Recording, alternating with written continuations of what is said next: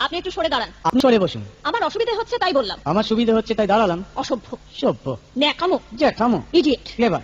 আপনি কি ভদ্রলোক? আপনি কি ভদ্র মহিলা? আপনার সাথে কথা বলাই আমার ঘাট হয়েছে। আপনার সাথে কথা বলা আমার পুকুর হয়েছে। বাসের মধ্যে সিন ক্রিয়েট করবেন না। আপনি বাসের মধ্যে সিন ওপেন করবেন না। দেখতে তো একেবারে ভিলে।